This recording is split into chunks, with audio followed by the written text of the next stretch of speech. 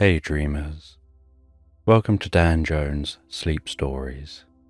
It's time to wrap yourself up in a safe, cozy blanket of dreams as you close your eyes and relax asleep into slumberland while listening to this calming tale where you sleep fast, sleep well, and sleep all night.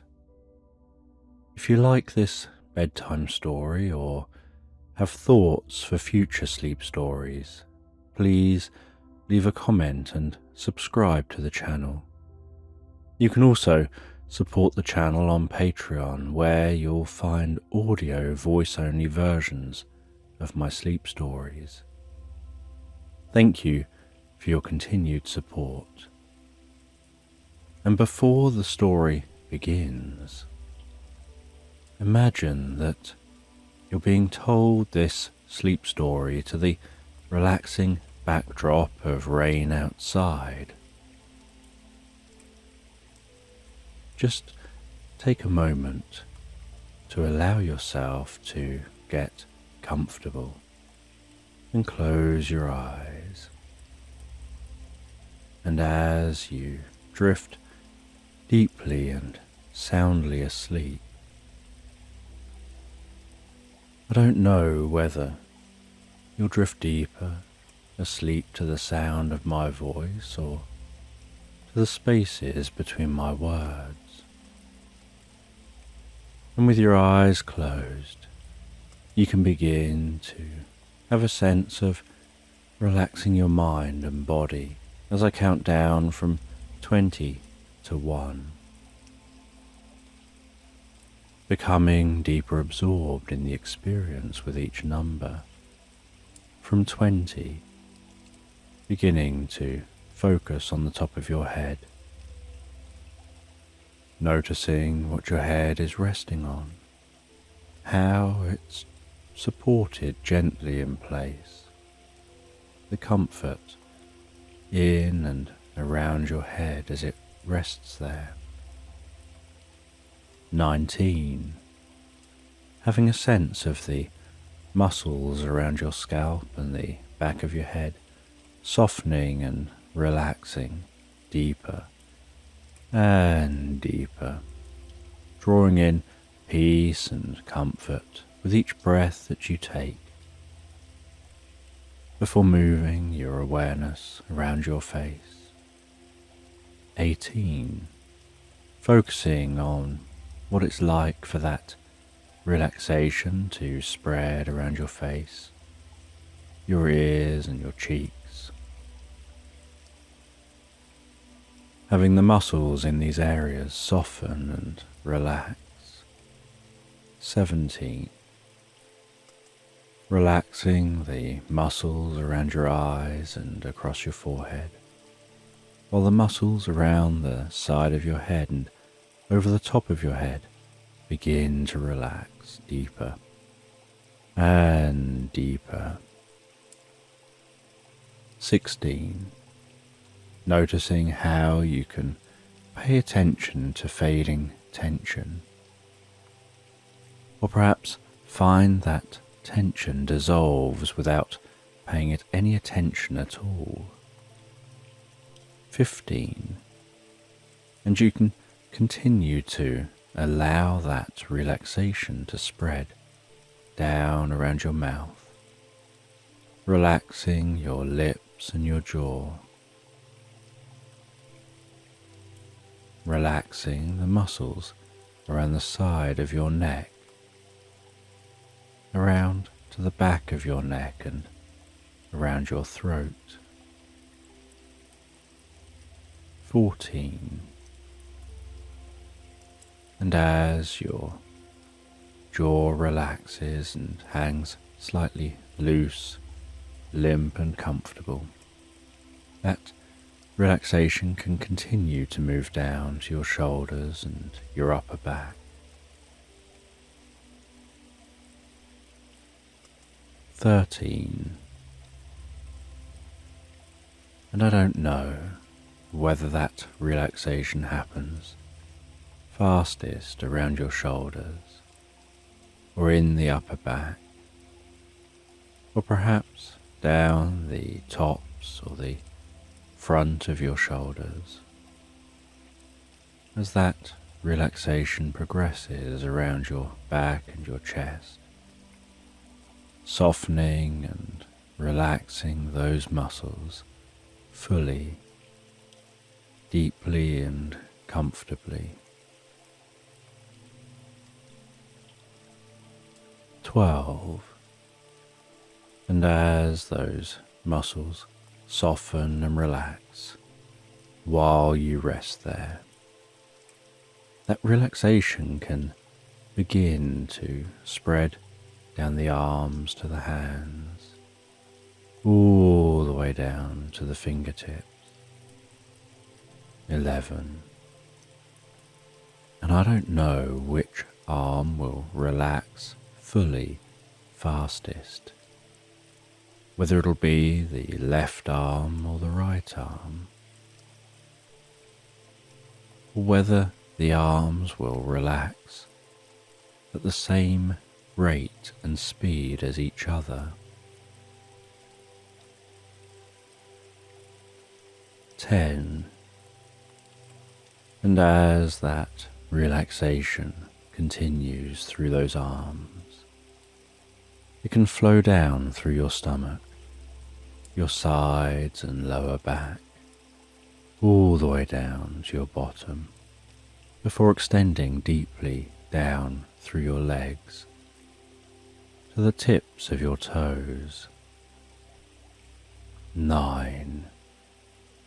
And as your body becomes deeper and deeper relaxed, while you drift into the most pleasant sleep, so your mind begins to relax as a wave of healing light gently passes down through your body.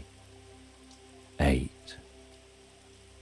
You begin to have a sense of that healing light touching your forehead, enveloping your face and head with healing deep relaxation, absorbing comfortably and gently into you with each in-breath that you take. 7. Filling you with peace and calm, spreading that healing, restorative, recuperative light down through your body, calming your mind. 6. Breathing in healing, calm relaxation. And breathing out any stress or tension.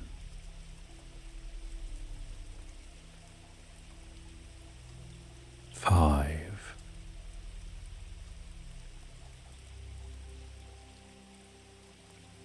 Aware of that healing light passing down your neck, softening and relaxing those muscles, spreading that healing light throughout the neck as it spreads down with the next breath to your shoulders,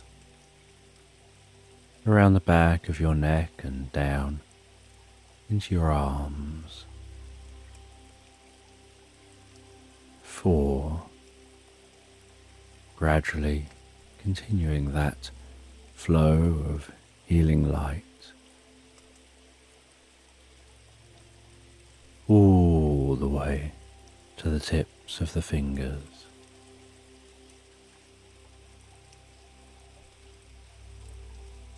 3.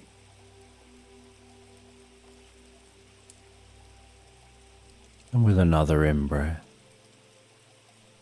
the healing light can spread down through the body, softening and relaxing muscles, healing deep within the body, filling the body with pleasure and deep relaxation.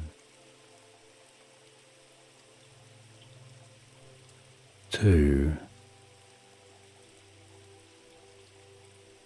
As the light journeys down around your stomach, your lower back and sides, into your buttocks and all the way down to the soles of your feet. Perhaps noticing your whole mind and body filling with a deep sense of peace and calm.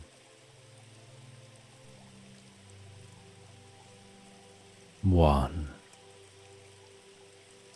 And as you allow that light to flow with each breath, you can find your mind drifting deeper and deeper asleep as you drift comfortably into this story. And you can have a sense of finding yourself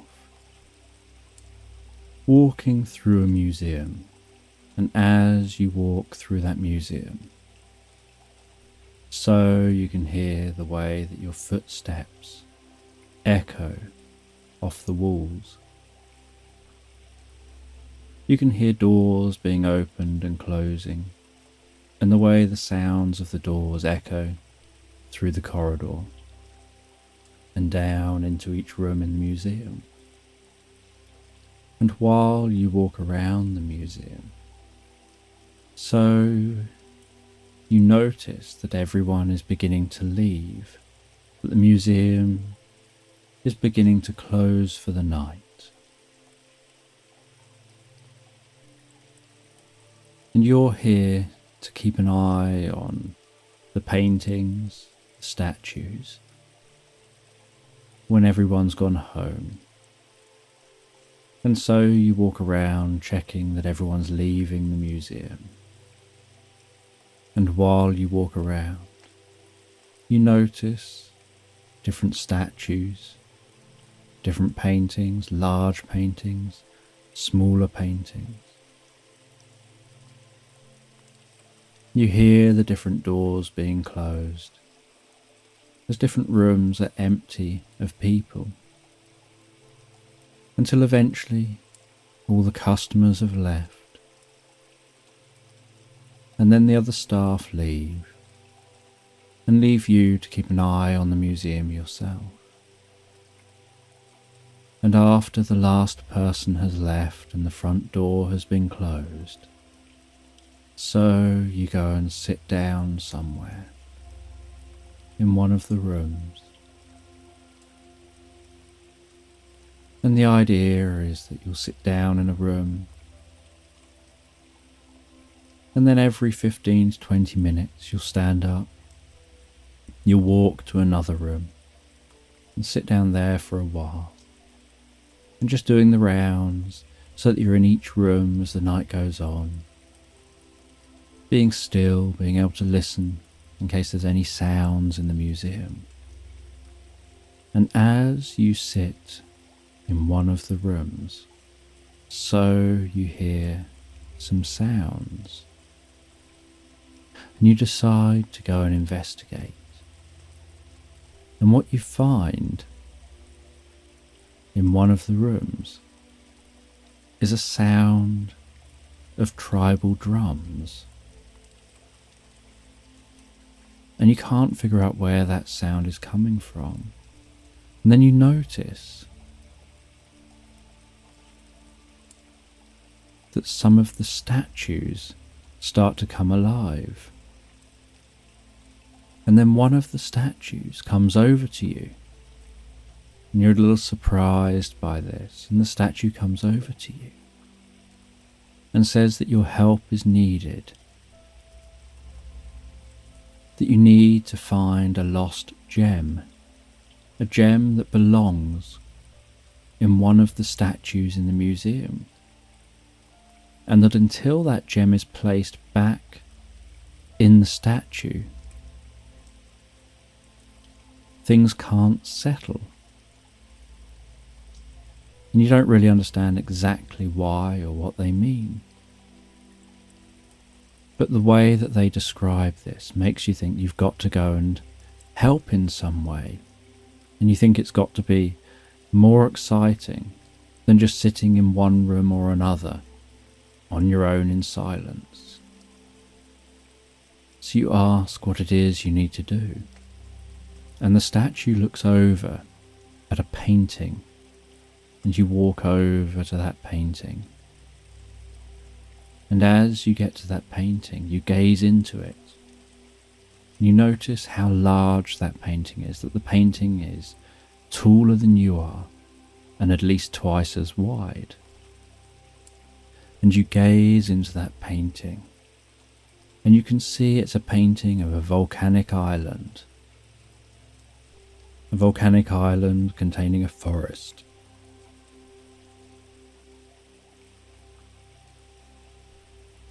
And so you don't really know what you're supposed to do.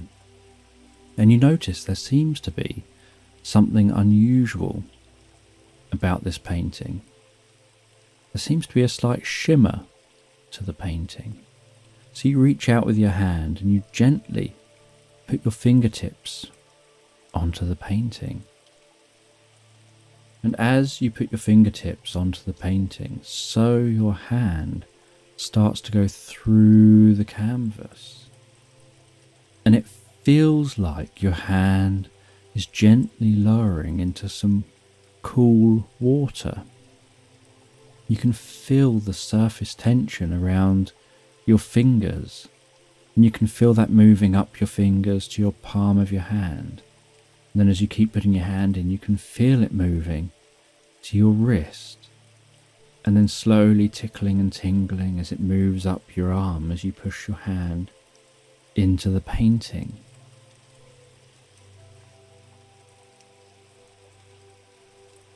And after your arm is in the painting, so you step in and follow it, and you find yourself in that painting on the volcanic island.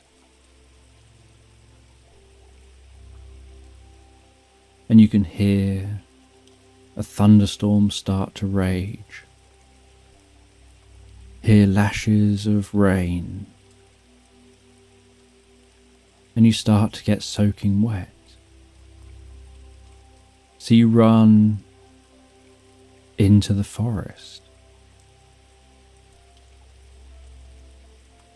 And as you run into the forest, so you notice how the rain changes. You can now hear that rain falling on the leaves above you. Hear it bouncing on those leaves. Hear the thwap sound as each large raindrop hits the large leaves. And you're relatively dry inside this forest, with such dense forest around you. And you can hear the rumble of thunder, and notice shards of light appear from above as the thunder rolls and lightning flashes. And you walk through this forest. And you feel lucky that it's quite warm here. As you walk further and further into the forest.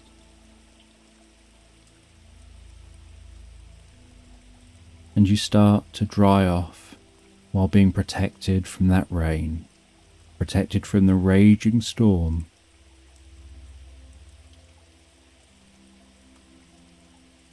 And you continue walking further through the forest. You don't yet know what you're looking for, how you're going to find this gem, where this gem is.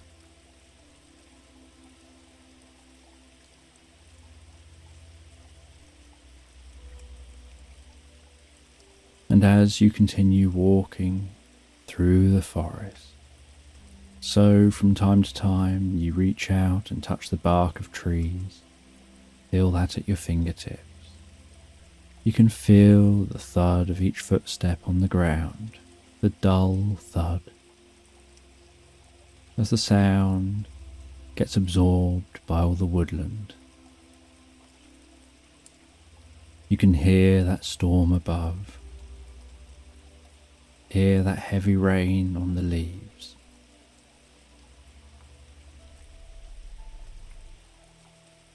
And you continue walking deeper and deeper.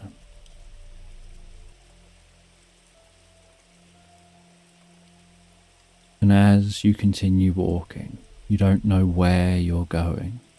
There just seems to be a bit more of a path on the route that you're taking.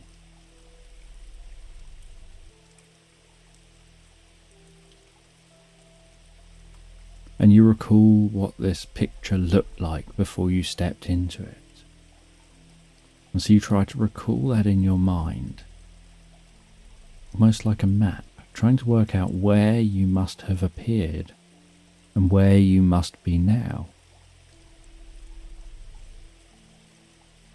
You know that you're on a volcanic island.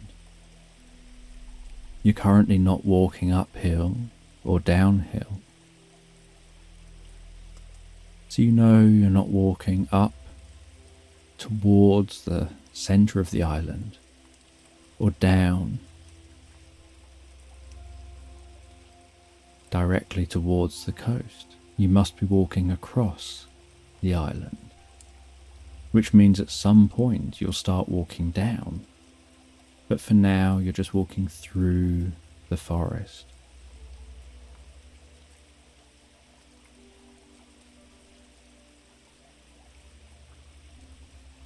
And after some time of walking through the forest, you start to hear a bit more wind coming from in front of you. And you realize you must be approaching the edge of the forest.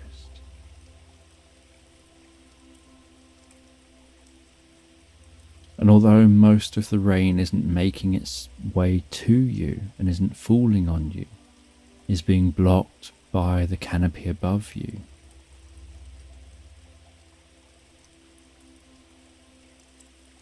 you're aware that when you get out the other side, you're going to need to keep dry. So what you start doing is collecting some of the big leaves around you. You start collecting some larger bits of wood.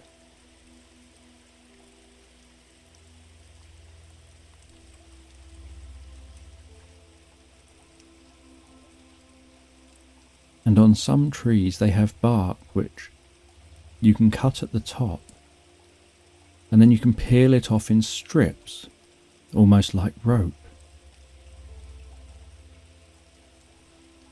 And so you do that and get yourself a load of strips of bark.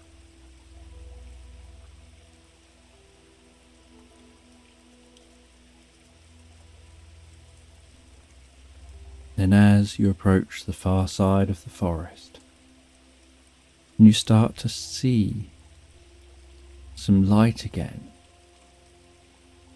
and you know that it's very dark because of the storm, and yet there's some light because above the storm the sun hasn't set yet.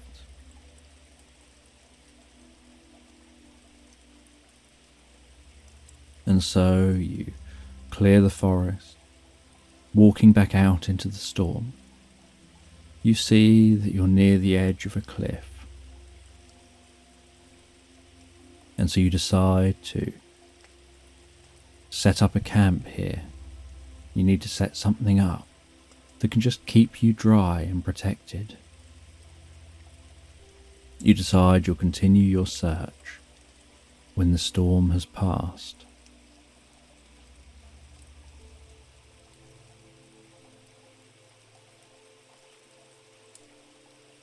So you make a pyramid with the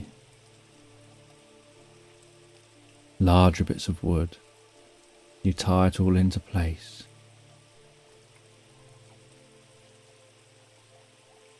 With the bits of bark. You weave in the leaves, tie some of them into place, creating a watertight shelter.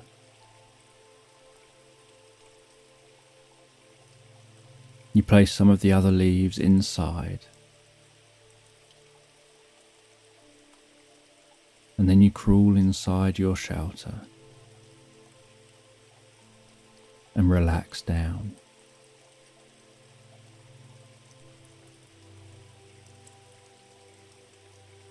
And while you relax down, so the storm rages on. You can see the clouds light up with lightning. You can hear the rumble of thunder and hear the large raindrops hitting the ground around you, hitting your makeshift tent.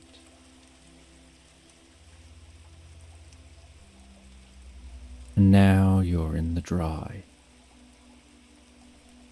And sitting down, you feel so relaxed. You find the sounds calming, relaxing. You find that they're peaceful. They make your mind just want to drift and wander. And from where you are, you're looking out off a cliff, over the sea. And you can see that the sea's quite rough at the moment.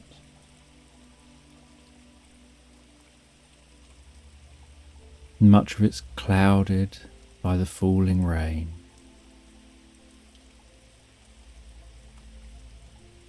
And so while you sit in your makeshift tent, your eyes begin to close.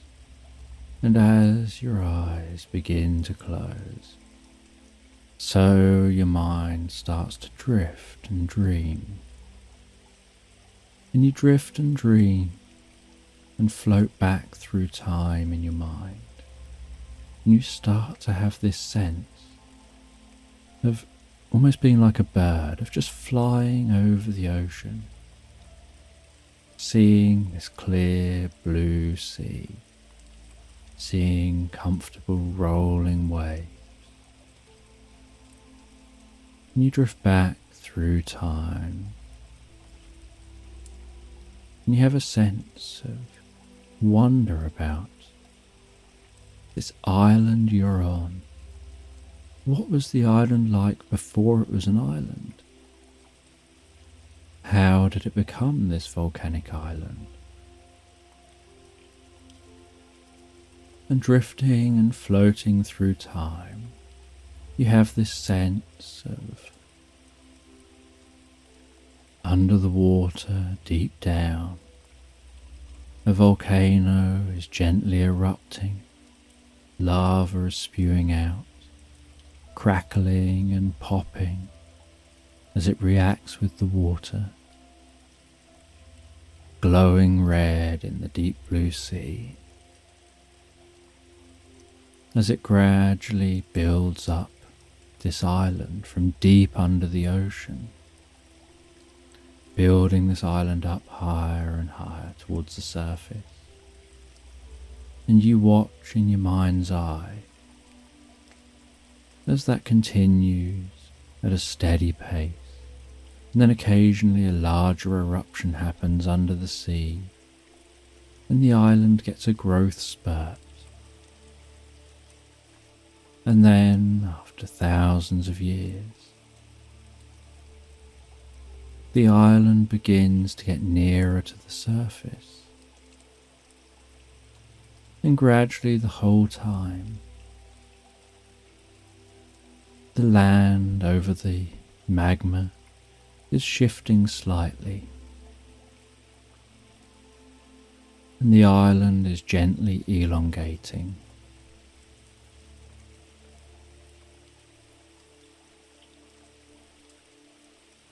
Until eventually one day, the tiniest island appeared above the waves, initially just creating some ripples on the surface, where it was just below the surface most of the time.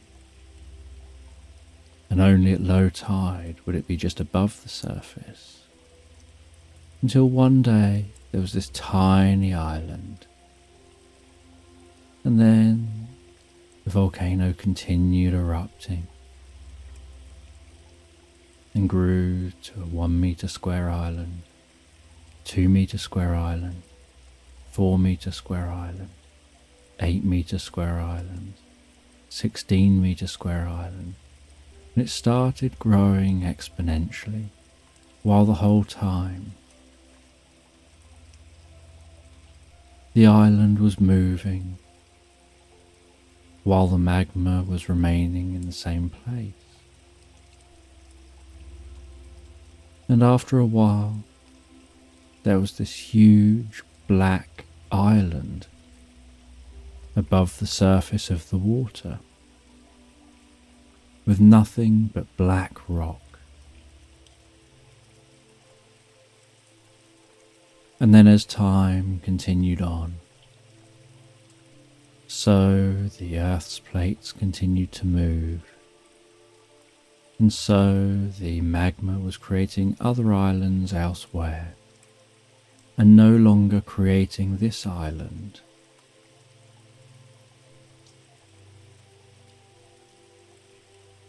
And then, as thousands of years continued to pass, occasional seeds blown in the breeze around the earth would find themselves caught on the island.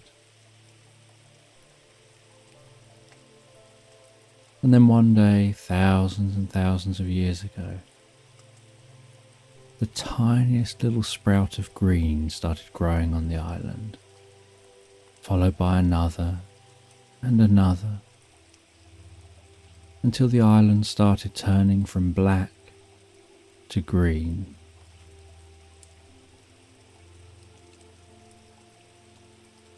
And then as even more time passed,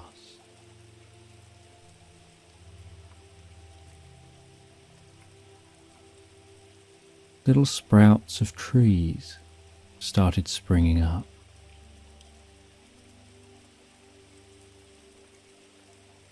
And then these trees started growing taller and taller, and over hundreds of years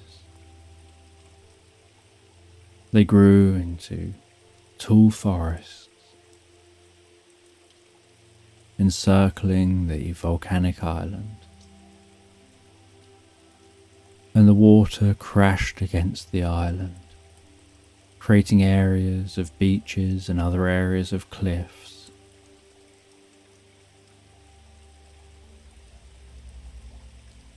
And then as thousands of years continued, some life would find its way to the island, floating on branches and leaves from other places, and the occasional lost bird landing and making the island their home. And some would survive and find others, and then create more. And others would be the only one of their kind, would make the island their home for their life. And then, as thousands and thousands of years passed, trees and plants, multiple generations of life exist on the island and have existed on the island.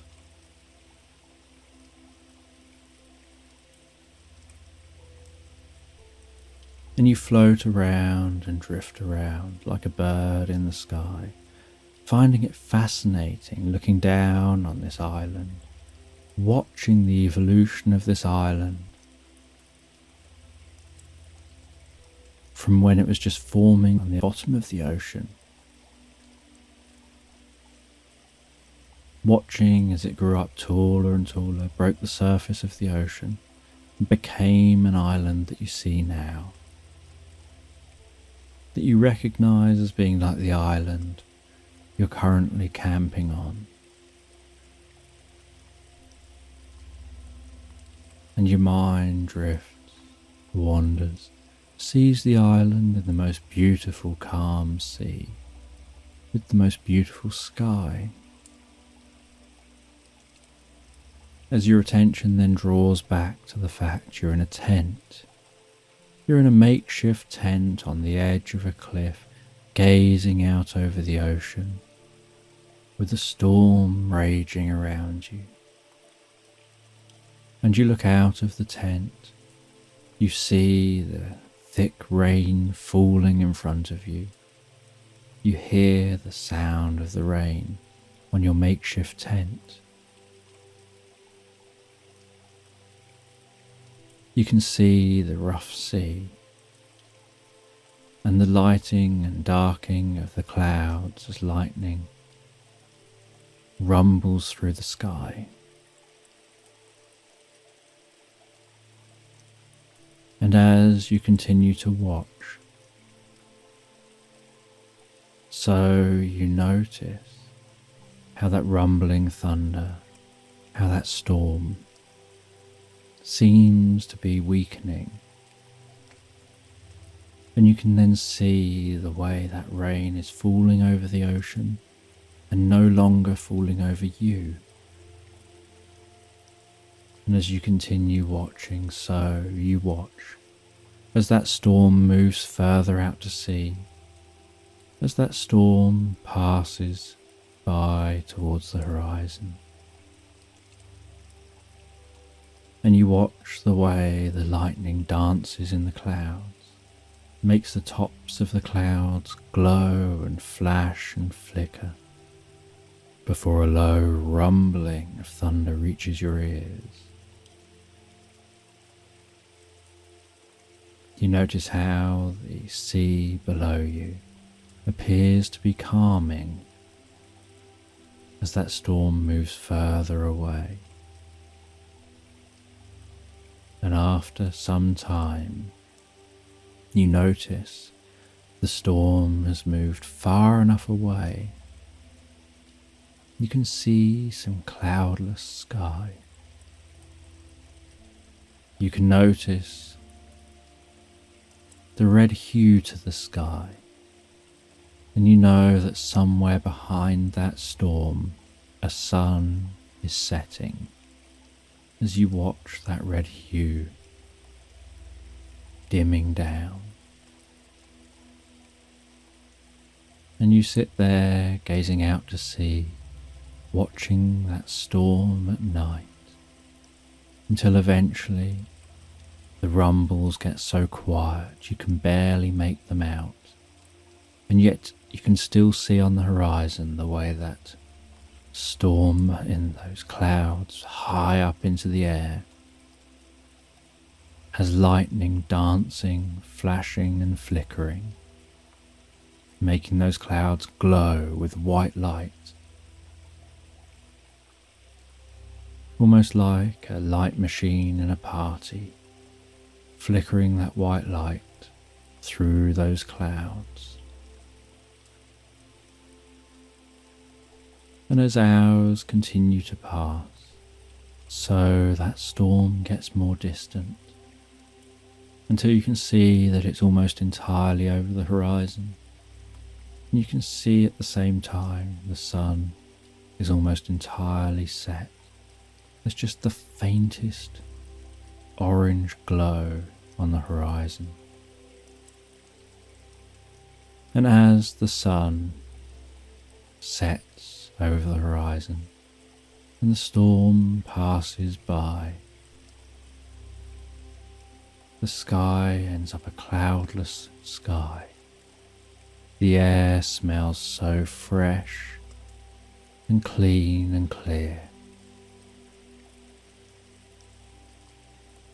You can start to hear sounds around you of wildlife in the forest. So relaxing. And you start gazing up at that sky, gazing up at all the stars, seeing more appear as the light disappears. seeing more appear as your eyes begin to get used to the dark. You just gaze up comfortably in awe at the sky, feeling a sense of how small you are when looking at such a blanket of beauty. And as you gaze up at that sky, you notice there's a meteor shower happening. You start to see streaks of light flashing across the sky in all directions, looking like they're coming from the constellation of Leo. And you watch as that happens from that constellation. And as you watch those meteors flashing across the sky, you feel like you can hear them fizzing and popping. And you know it must be in your mind, because you know there's no time for the sound to have reached your ears yet, because they'd be burning up high in the atmosphere. And yet you have this feeling like you can hear them fizzing and popping.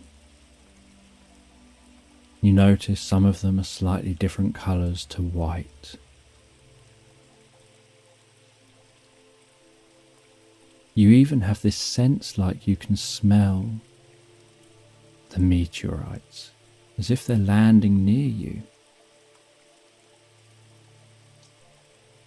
Almost like the smell of a sparkler. But again, you know that just must be in your mind, because of how intensely focused you are on the beauty of this, how dark it is getting here. And while it's getting darker and darker here, so you realise you can see the stars, meteors, clearer than you ever could before in your life. And you get so drawn in to the experience, you almost forget that you actually stepped into a painting. And this is all taking place inside a painting, because you should be in the museum, and yet this all feels so real to you. Almost like this is real. It all feels so real to you. It doesn't feel like you're in a painting. Not that you'd know what being in a painting would feel like.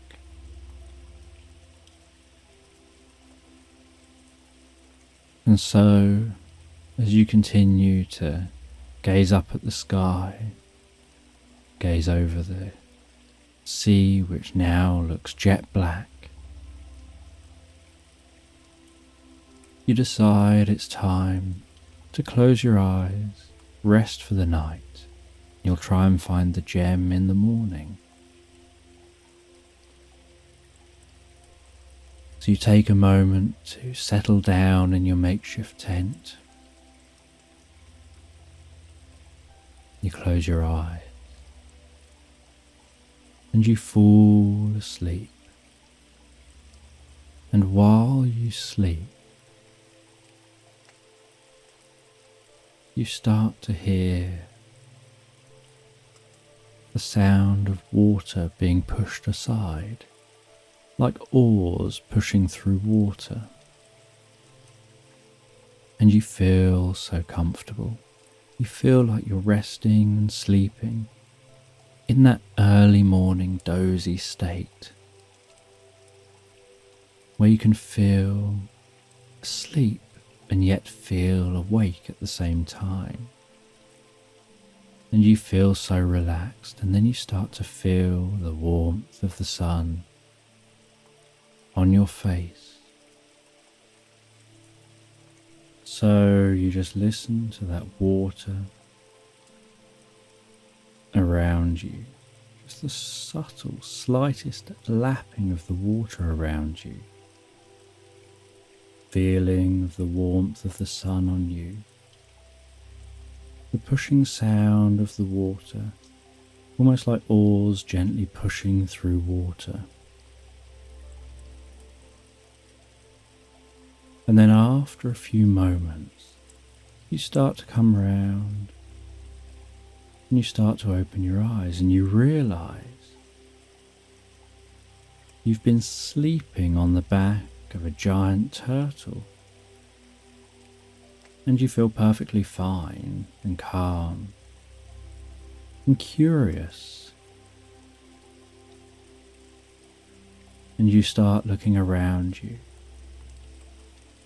And in every direction, all you see is the smoothest, most beautiful, turquoisey blue water that leads to a turquoisey blue sky.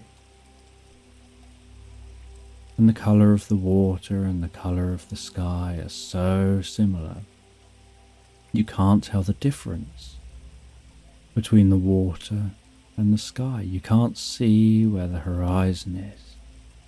You can't see where the water ends and where the sky begins. And you look in front of you and you look all around you. You look behind you.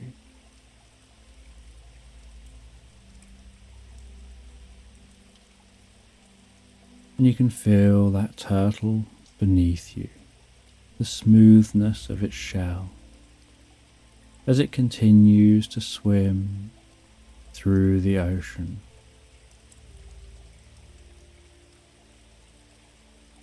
And as it swims, so it could almost be staying stationary because nothing around you changes.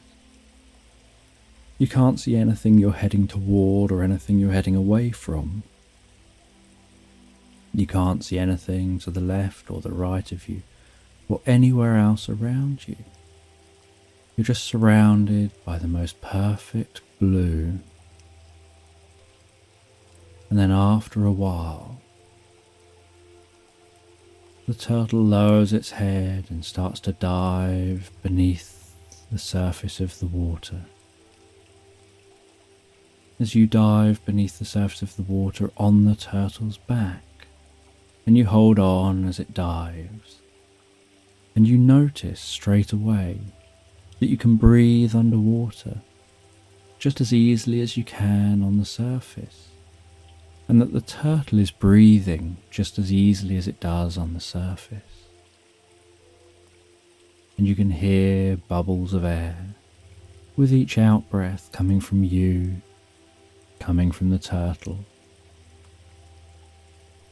You can feel the water on you as you push through that water, diving deeper and deeper. And as you dive deeper, so the bottom of the ocean begins to come into view, and you can see fish just going about their everyday lives. You can see the way that seaweed is swaying and moving under the surface of the water.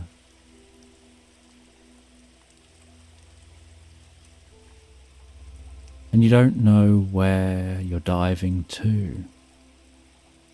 All you know is you seem to be diving deeper and deeper. And then after some time diving deeper and deeper, the turtle levels off and starts to follow what looks almost like a path of pure white sand between two cliffs. And it's a very wide path. And after a while,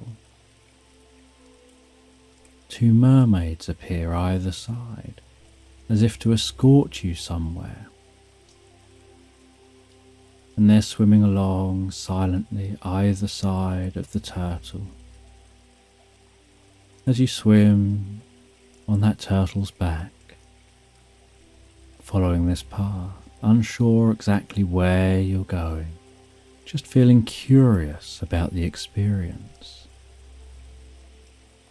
And then after you turn a couple of corners, So the sides give way to an open plain of white sand. White sand that appears to have waves built into it, that has ripples across that sand.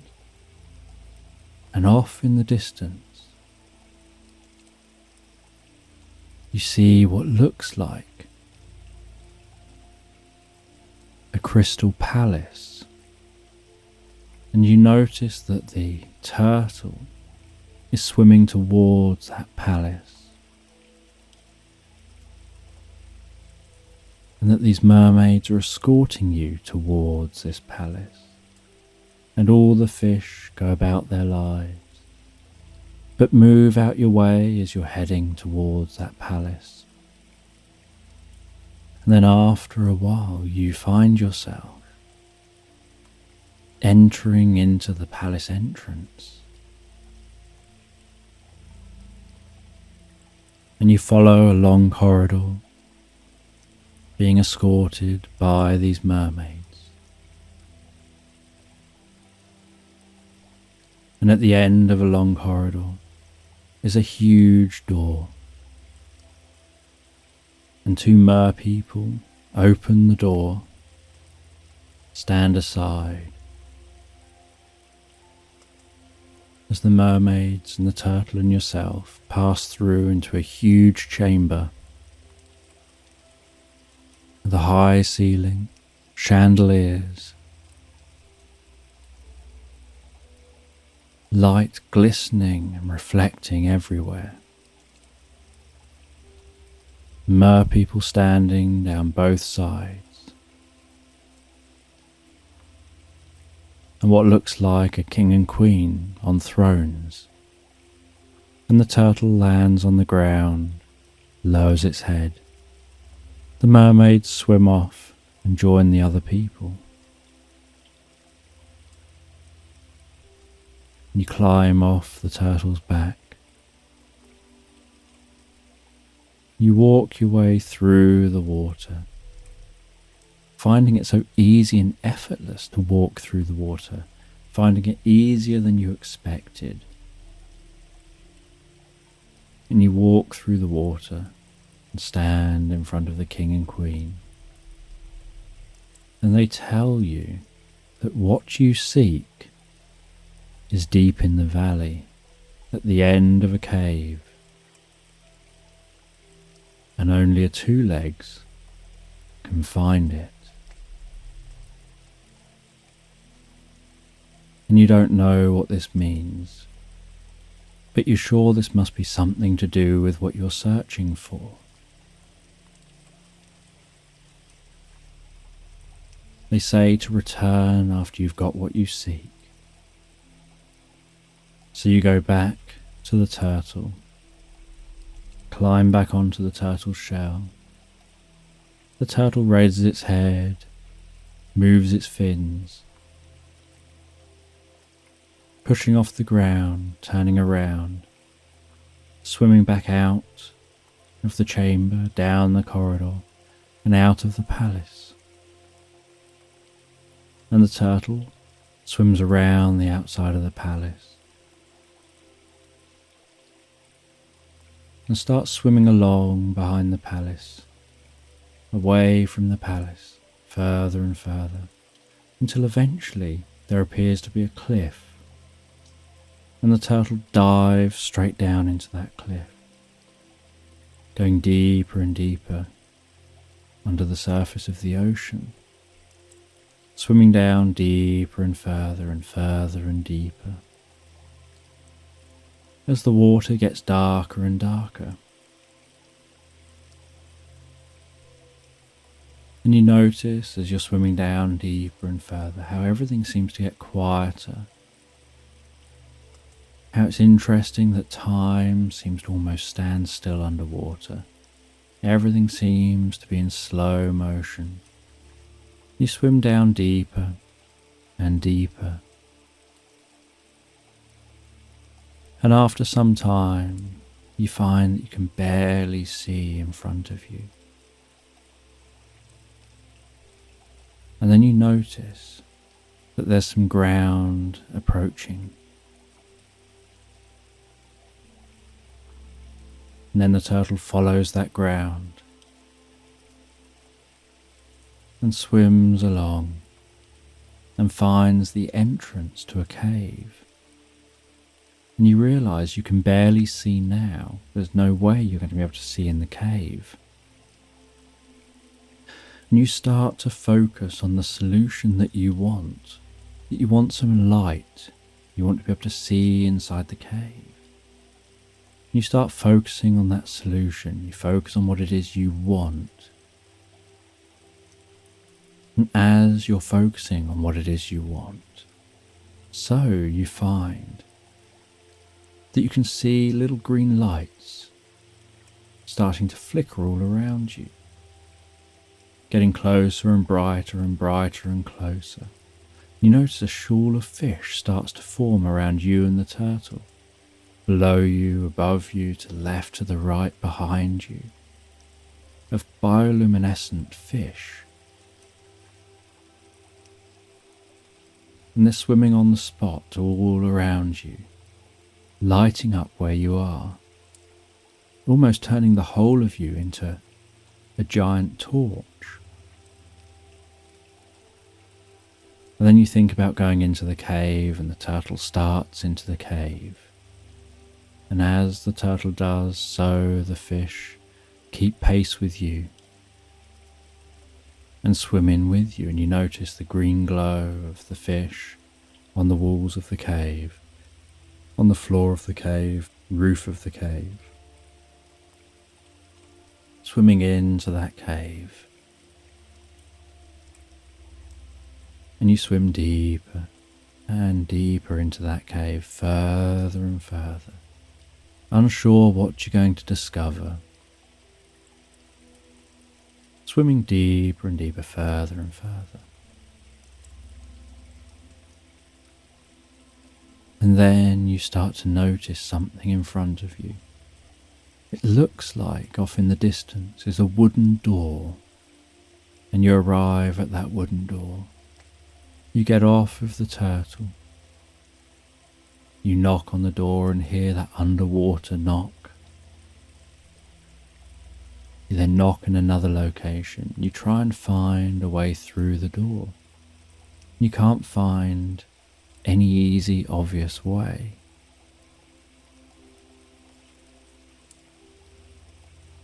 And then you see on the ground 2 marks that almost look like footprints. And so you put 1 foot on one mark, 1 foot on another mark. Nothing happens. And you bounce around a bit and still nothing happens. And then you see a mark on the wall on one side and the other side. And you reach out and you put your hands on those marks. And you push in all 4 directions at the same time, pushing down with both legs and pushing on the wall with both hands. And then you hear a clunk, and notice how that wooden door slides aside. And you enter through the wooden door and find yourself inside a large chamber. And in the center of that chamber, you see a gem, and you notice the way that light seems to be coming from somewhere, almost like light is perhaps channeled from the surface, somehow through the cave, into beams straight on to that gem. And you see the way that gem is lit up by those beams of light, and you walk over to that pedestal. You pick the gem up off the pedestal and notice it's the most beautiful gem you've ever seen. And you feel that in your fingers and in the palm of your hand. You feel the weight of that. You roll it around in your fingers gently and slowly. And as you do so, the pedestal starts lowering down into the ground. You can hear the rumble of rock as the pedestal lowers. And as you notice a little chamber at the back opening up. as a rock door slides aside. And so you walk to the back of the chamber and you find a scroll, and you pick up that scroll and decide to take the scroll and the gem back with you. And you head back and you get back on the turtle and you start to swim out of the cave. With all those fish surrounding you, you swim out of the cave. And when you get outside the cave, the fish start following you up through the darkness. And when you reach a point where the light allows you to start seeing more, the fish disperse and swim away. And the turtle continues swimming up and then around and heads round to the entrance to the palace. And it swims its way into the palace, swims back to the main room, lands on the ground. And you walk to the king and queen and you say you found the gem, and they say you can keep the gem. And you say you also found this scroll, and they tell you it's a scroll that they've known the existence of but have never been able to get, and yet it's a scroll that can maintain peace across the land. And you hand over the scroll and they thank you for that. And they know that the knowledge, the wisdom can be taught to the people of the land, taught far and wide to bring peace and comfort. And you walk back to the turtle, climb back on the turtle and swim out of the palace. Swim back out across huge open white flats of sand, finding your way all the way back to the surface. And then when you reach the surface, you notice that nothing has changed. You still can't see anything in any direction. There's still just this beautiful blue, the slightest movement of the water, the sound, almost like oars, of the turtle swimming through that water. And you rest on the back of that turtle as it swims through the water. And while it swims through the water, so you rest your cheek on the back of the turtle. You can feel the back of that turtle against your cheek. You can feel the warmth of the sun. You feel comfort and relaxation. You feel yourself beginning to drift comfortably asleep. And as you drift comfortably asleep,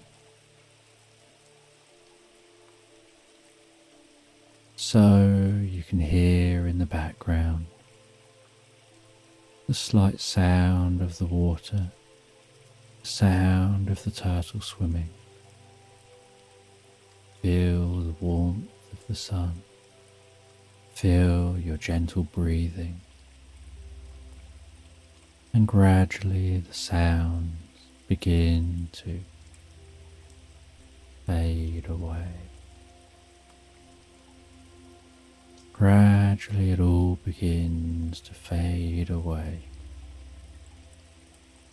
And you find yourself beginning to hear seabirds, beginning to hear louder sea against the shore and the cliff, beginning to hear birds, other sounds in the forest, feeling a breeze on your skin, and you find yourself back in that tent, back in that makeshift tent,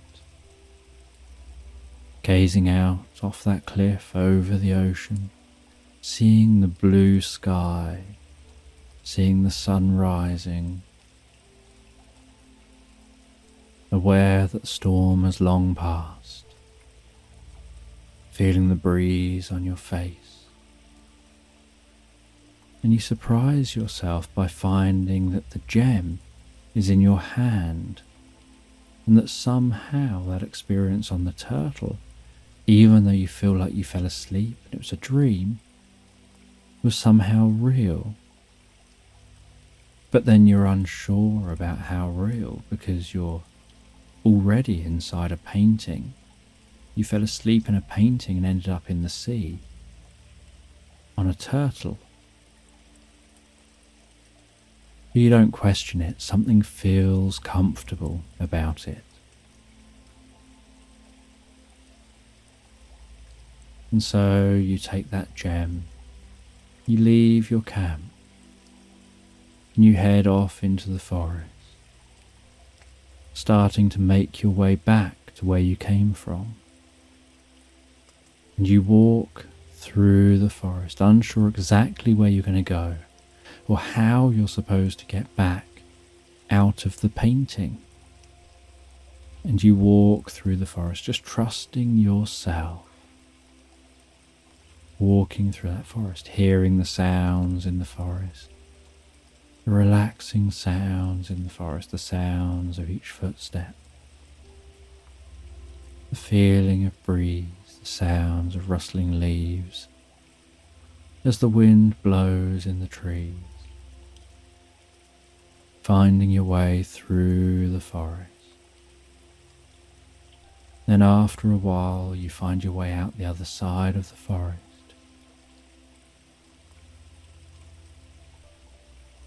And you see a tree that seems fuzzy, and you walk over to that odd fuzzy tree.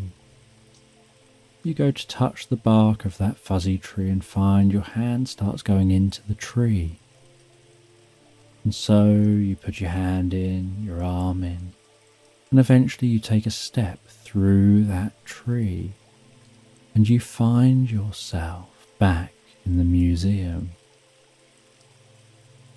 And you show the living statue the gem, and the statue says that's the gem that was needed, the gem that will help them all to finally sleep and rest, that will help everything go back to the way it should be.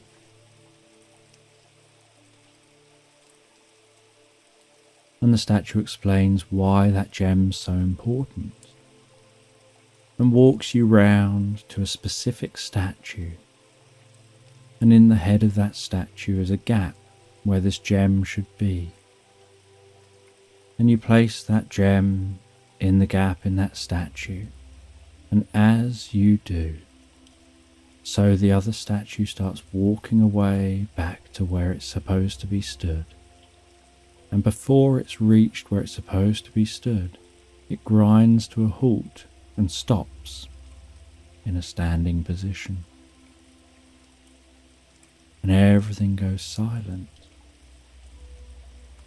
And you walk back to that painting, and you touch the painting, and it's just a normal painting of a volcanic island.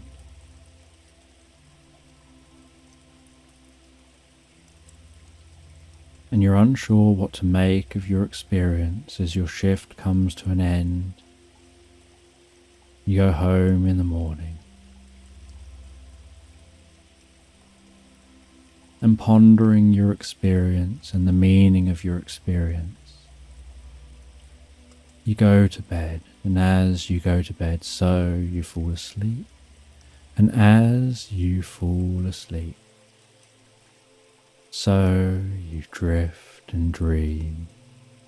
You hear tribal drums, and you find yourself on that volcanic island, sitting in your makeshift tent, gazing out over the ocean, aware that when you fall asleep here in this tent, you'll find yourself awakening on the back of that turtle,